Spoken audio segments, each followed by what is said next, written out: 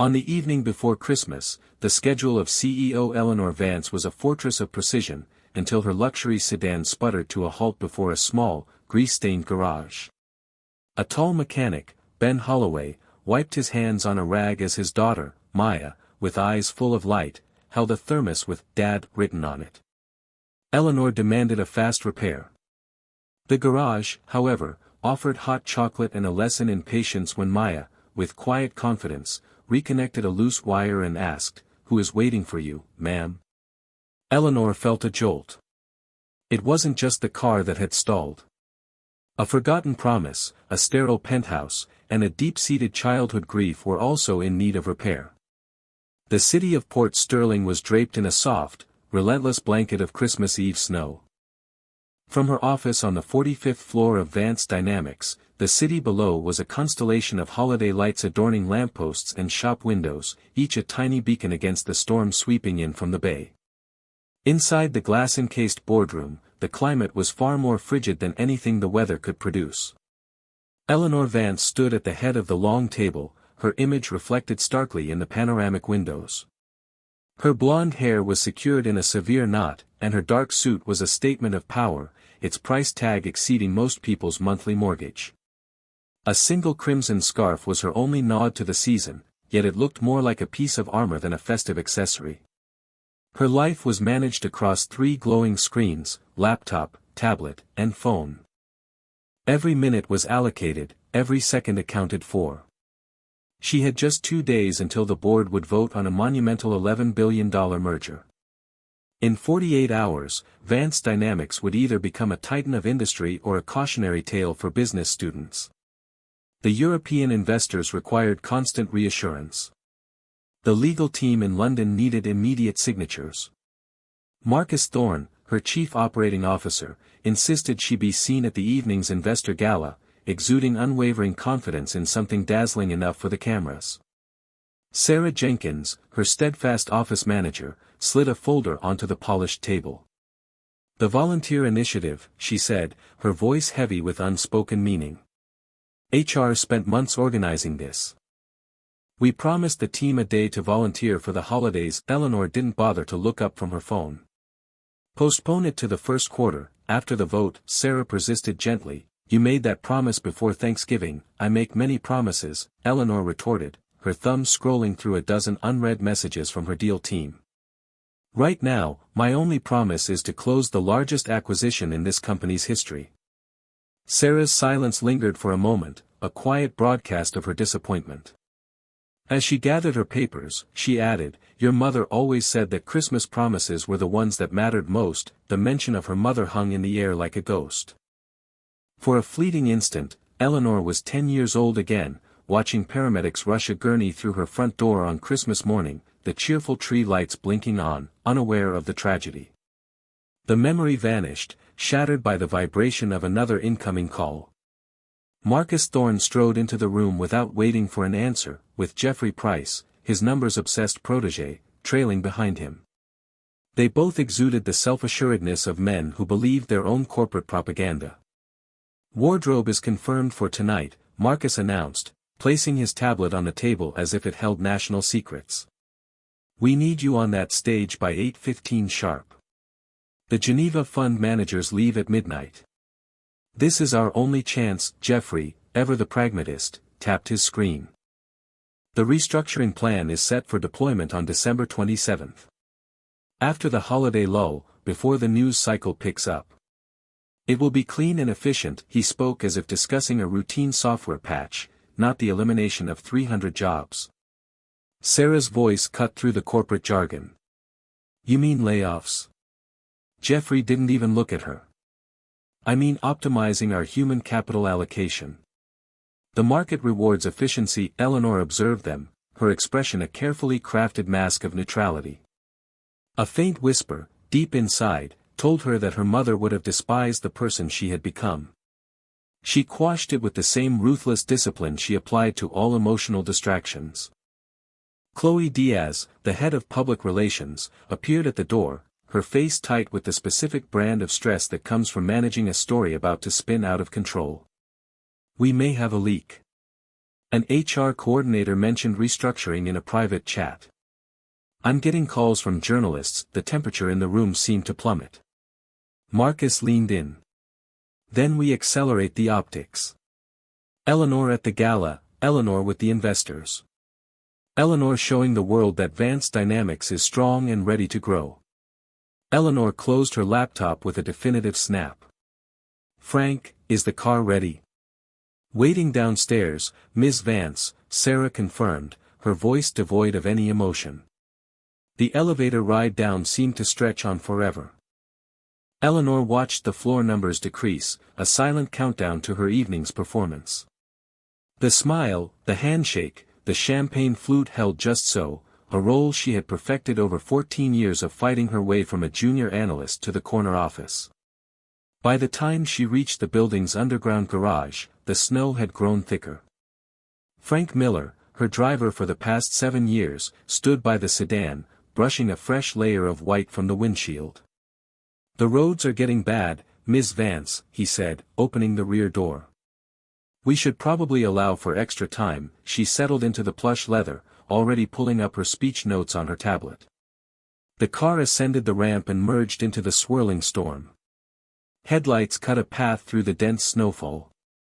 The city's usual traffic had slowed to a crawl. They traveled only 7 blocks before disaster struck. A delivery truck, skidding on a patch of black ice, slammed on its brakes and veered into their lane. Frank, with practiced calm, steered the sedan toward the curb to avoid a collision. The truck corrected itself and rumbled on, but the damage was done. The evasive maneuver had sent them over a deep pothole hidden by the snow. The impact was jarring. The dashboard lights flickered, the engine sputtered, coughed, and then went silent. Frank tried the ignition once, then again. The starter gave a weak, tired click and then nothing. Electrical, he murmured. Something's shorted out. They had coasted to a stop on a quiet side street, one of Port Sterling's forgotten byways. Old brick buildings housed artist lofts and a corner market with hand-painted signs. And there, tucked under a string of yellow bulbs, was a wooden sign that read, Holloway & Son Auto. The garage was small and unassuming, but a warm light emanated from its windows, and through the frosted glass, Eleanor could see a figure working under the raised hood of a car. Frank stepped out into the blizzard, his breath turning to mist. Eleanor followed, her expensive heels sinking into the slush as the cold bit at her skin. The garage door was partially open. Inside, the smell of motor oil was mixed with the surprising scent of gingerbread. A portable heater hummed in a corner, and a radio played a soft version of A Christmas Carol. A man in coveralls was bent over the engine of an old pickup, his hands moving with meticulous care. Ben Holloway straightened up as he heard them approach. He was a tall man, built from years of physical labor, not gym memberships. His face was lined with the creases of someone who smiled easily but understood life's hardships. Though his hands were stained with oil and grease, his eyes were clear and direct as he assessed the situation, the stranded luxury car and the impeccably dressed executive. Car trouble, he asked, his voice calm and unhurried. Eleanor's patience was already gone. The engine is dead. I need it fixed in 20 minutes. Ben walked over to her car, his boots crunching in the snow. He listened as Frank described what had happened, then popped the hood and aimed a flashlight inside. Behind him, a young girl emerged from a back office. She was perhaps 9, with dark, curly hair peeking out from under a knit hat. She carried a slightly dented thermos with "Dad" written on the side and a small box of what looked like homemade cookies.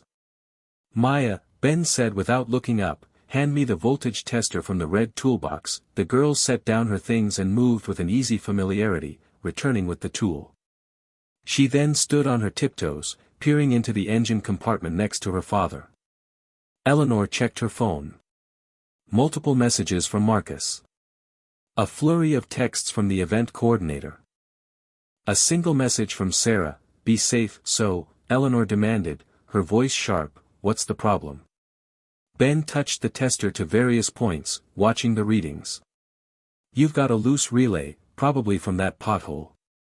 But you also have moisture in your fuse box, and I'm seeing some corrosion on a ground wire. The relay is why it died. The moisture is why it won't start again, then just fix the relay so I can leave. Ben straightened up, wiping his hands on a rag. I could do that, he said matter-of-factly. And you'd probably make it a few miles before that damp fuse box cracks in the cold, shorts your entire electrical system, and leaves you stranded on the highway during a blizzard. He wasn't being judgmental, just stating a mechanical truth. I have to be somewhere important, I understand, Ben replied, his tone unchanging. But I don't let a vehicle leave my shop if it isn't safe. Safety first. That's how I work. Eleanor's grip on her phone tightened. In her world, every problem had a price, every solution a signature. This man, however, was offering something money couldn't buy, an unshakable principle. How long will it take to fix it properly? 2, maybe 3 hours. I need to dry out the housing, seal it, check all the grounds, and replace that wire. He glanced at the worsening storm. Frankly, you're lucky you stopped here instead of on the interstate. Marcus's name flashed on her screen again. She declined the call. Maya, who had been quietly observing, stepped forward, holding out the thermos. Would you like some hot chocolate? The offer was so simple and genuine that Eleanor felt a crack in her armor. She looked at the thermos, at the girl's hopeful face, and at the warm garage that smelled of oil and gingerbread, and felt a pang of something she hadn't allowed herself to feel in years. I don't drink hot chocolate, she said, the words emerging colder than she had intended. Maya simply nodded, accepting the information without taking offense, and returned to her father's side. Ben caught his daughter's eye, and a silent exchange of support passed between them. I'll need to use your internet to work while you fix my car, Eleanor declared, already scouting for a place to set up. Service is weak, Ben replied, turning his attention back to the engine. The storm is affecting the towers, he was right. Her phone struggled to find a signal, and her laptop couldn't connect. The digital framework of her life had crumbled, leaving her truly stranded. Eleanor stood in the middle of the garage, feeling utterly lost. She had no protocol for waiting, no strategy for patience. She watched Ben work, his hands moving with a steady confidence, explaining every step to Maya. The girl handed him tools before he even asked, anticipating his needs with practiced ease. Why do we always check the grounds first, May? Ben asked. Because electricity always needs a path home, Maya recited, repeating a well-learned lesson. If the path is broken, nothing else will work. Exactly, Ben said with a smile that transformed his entire face. Just like people, the word struck Eleanor, unwelcome and undeniable. When had she last thought of home as anything more than a place to sleep between business trips? Her penthouse was a cold, beautiful museum, untouched and unlived in. Ben moved to a scarred wooden workbench. Beside a parts catalog sat a large glass jar filled with dozens of folded slips of paper. Maya noticed Eleanor's gaze. That's our promise jar, she explained proudly. Dad and I write down promises to each other. Small things, like making pancakes for breakfast, or fixing Mrs. Gable's porch light, or getting birdseed for the winter birds. Eleanor found herself drawn closer. Through the glass, she could make out handwritten phrases, teach Maya to change spark plugs. Read 2 chapters tonight. Call Grandma on Sunday star. The thing about promises, Ben said, carefully drying the fuse box housing, is that the small ones you keep build something much bigger than any grand gesture ever could. Maya unfolded a slip of paper. This one's from Dad. It says, take Maya to see the Christmas boats we went last week. It was freezing, but Dad brought the thermos, and we drank hot chocolate and counted all the lights. She spoke of it as if it were a priceless treasure. Eleanor thought of her own calendar, filled with obligations to people who would forget her name if the stock price dipped. Her phone buzzed again with urgent texts from her team. The garage suddenly felt both confining and expansive. Outside, the storm raged, the wind howling. Ben continued to work, explaining to Maya how moisture and corrosion were the enemies of an electrical system. The girl listened intently, asking insightful questions. "Can I try?" Maya asked when Ben started on the loose relay. He guided her small hands, showing her how to feel for the right alignment and apply the correct pressure.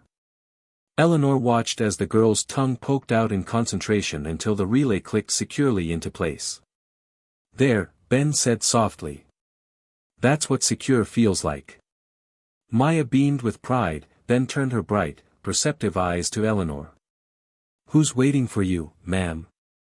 At the important place you have to be. The question should have been simple, but it hit Eleanor with the force of a physical blow. Who was waiting? A room full of investors who valued her only for their returns. A board that measured her worth in quarterly reports. A staff she was about to decimate. No one was truly waiting for her. Business associates, she heard herself say, the words feeling hollow. The power flickered and died, plunging the garage into darkness, save for the glow of the heater and the distant Christmas lights. "Power lines are down," Ben said calmly. "Happens in these storms." "Lou, grab the camping lantern." Maya returned with a battery-powered lantern that cast long, dancing shadows. Ben lit 2 more, creating a cozy, intimate atmosphere. Eleanor's phone buzzed a final time, its battery draining as it searched for a non-existent signal. 3%. 2%. 1%. "How do you check a wire in the dark?" she asked, surprised by her own question. "Carefully," Ben replied. "You learn to work by feel. An engine has its own language. You listen with your hands." He gestured toward the fuse box. "Want to feel what I'm talking about?" Eleanor hesitated, then stepped forward. "Show me." Ben guided her hand, letting her feel the hairline crack in the housing, an invisible flaw with catastrophic potential. He then had her feel the difference between the corroded connection and a clean one. "This is what people miss," he said. "They see the machine is running and assume it's fine. But underneath, small failures are adding up. Eventually, it doesn't matter how important your destination is. The machine just stops." Eleanor understood he wasn't just talking about cars. Maya appeared at her side, holding out a blank slip of paper from the promise jar. "You could write one," she suggested. "A promise for someone who's waiting for you. Even if they don't know it yet." Eleanor took the paper. It felt impossibly light, yet in the warm lantern glow, it seemed to hold an immense weight. She folded it and put it in her pocket, unwritten. "Not yet." The engine finally turned over, purring smoothly. "You're good to go," Ben said. "Take it easy out there." Eleanor pulled out her wallet. "How much do I owe you?" Ben considered for a moment. $60. She handed him $200 bills. "Keep the change." He looked at the money, then at her. "The job was $60. I'm not going to charge you more just because you can afford it. It's a tip." "I didn't do it fast," Ben said mildly. "I did it right." "There's a difference." He handed back $140. No one had refused her money in years. The power suddenly returned, and the harsh fluorescent lights shattered the cozy atmosphere. Eleanor's phone, plugged into a charger, lit up with a flood of notifications. She should leave, go to the gala, manage the crisis. But as she reached for the door, a memory surfaced. Her mother, on that last Christmas Eve, taking her hands and saying, "Being present is the greatest gift you can give. Remember to be where you are." 3 hours later, her mother was gone. Eleanor had spent every Christmas since being too busy to remember, too important to stop. She looked at Ben and Maya, at their jar of promises, and at her phone. Then she did something she hadn't done in 14 years. She turned her car around. The garage lights were still on when she pulled back in. Ben and Maya looked up in surprise. Eleanor rolled down her window. "Is there anything else that needs fixing tonight, before you close?" Ben's expression shifted to one of understanding. "Well," he said slowly, "Mrs. Gable called.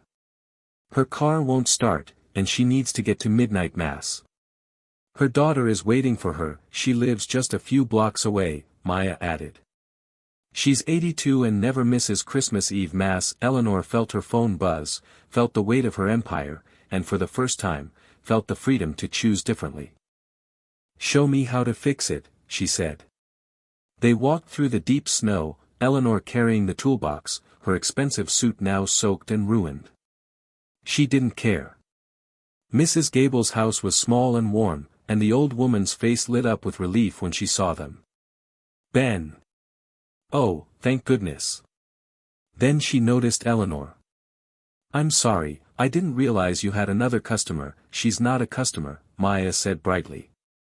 She's helping. And somehow, it was true. Eleanor held the flashlight while Ben diagnosed the dead battery. She watched him show Maya how to clean the corroded terminals. Can I try? Eleanor heard herself ask. Ben handed her the wire brush. Gentle but firm, her hands, so used to signing documents, felt clumsy, but with Ben's patient guidance, she cleaned the terminals. The engine roared back to life. Mrs. Gable clapped her hands, her eyes filled with tears. I'll make it on time after all. Thank you. Walking back, the snow muffled the city sounds, and Maya, after a moment's hesitation, took Eleanor's hand. Back at the garage, Maya asked, Are you going to your important meeting now? Eleanor checked her watch. The gala was almost over. The deal would either close or it wouldn't. I have a different meeting, she said. She opened her laptop, connected to the garage's Wi-Fi, and dialed into an emergency board meeting. The screen filled with faces, Marcus, red with fury, Jeffrey, cold and calculating, the board chair, looking weary. Where have you been? Marcus demanded. I was interrupted, Eleanor said, her voice calm and steady, her image framed by the tools and engine diagrams of the garage. I spent tonight with a mechanic named Ben Holloway. My car broke down. He insisted on doing the job right, safety over speed. She held up a hand to silence Marcus. While I waited, I learned about preventive maintenance versus catastrophic failure. Small problems, left unaddressed, cause the whole system to break down. She shared her screen, not with merger documents, but with a new spreadsheet. We are about to cut 300 jobs to improve quarterly earnings. That's catastrophic maintenance. We're waiting for people to break, then eliminating them. Here's what preventive maintenance looks like. She walked them through the numbers, the cost of employee turnover versus retention, the value of brand loyalty, the financial sense of investing in people and community. Ben Holloway runs a small garage, she continued. He'll never have a catastrophic failure because he doesn't cut corners. He keeps his promises. That's a charming story, Jeffrey sneered, but we're not a garage, we are a system made of people, Eleanor countered. And we are showing signs of corrosion. She proposed a new plan, a community partnership. Vance Dynamics would partner with local garages like Ben's for fleet maintenance. They would get stable contracts, the company would get reliable service and reduce breakdown costs. That's not the model we presented to the investors, Marcus said, his voice tight. Then we present them with better data, Eleanor replied, her voice now like steel. We show them that prevention is cheaper than catastrophe. The board chair, who had been silent, finally spoke. Are you proposing we cancel the restructuring? I'm proposing we restructure our thinking, Eleanor said. She proposed a 90-day pilot program to test the new model. Sarah, visible in the corner of the screen, was smiling. She shared her own screen, filled with the very data and case studies she had been trying to show Eleanor for months. The final vote was close, but it passed. The restructuring was postponed. The partnership was approved. When the call ended, Eleanor sat in the quiet garage. Maya approached with the promise jar. Did you write yours yet? Eleanor took the slip of paper from her pocket and wrote, Be present with someone who needs it. She placed it in the jar among all the others. Everything work out? Ben asked. I think so, she said. Differently than I planned, but better. The sedan should run fine now, he said. But if you have any trouble, you know where to find us. A year later, the sign outside the garage had been repainted. It now read, Holloway and daughter Otto, Maya, now 10, stood beside her father, an expert in her own right. The community partnership had been a resounding success, exceeding all projections. Eleanor still worked hard, but her calendar now had empty spaces, blocks of time marked simply as present. On Christmas Eve, exactly 1 year after her car had broken down, Eleanor arrived at the garage with a box of a dozen thermoses, each engraved with a name: Ben, Maya, Sarah, Frank, Mrs. Gable, and others who had taught her about keeping small promises. For your promise jar tradition, she explained. Maya opened hers and read the engraving, Be present. Her eyes shone. Are you going to write another promise? Eleanor pulled a pre-written slip from her pocket. It read, Teach someone else what Ben and Maya taught me. She placed it in the jar. Outside, snow began to fall again. Inside the warm garage, 3 people who had been strangers a year ago shared hot chocolate and gingerbread, bonded by the understanding that the most important repairs are often the ones you can't see, the ones you have to feel. Eleanor had spent a lifetime optimizing what was visible. Now, she understood that the real work happened in the kept promises, the patient repairs, and the small acts of presence that, over time, build something strong enough to weather any storm.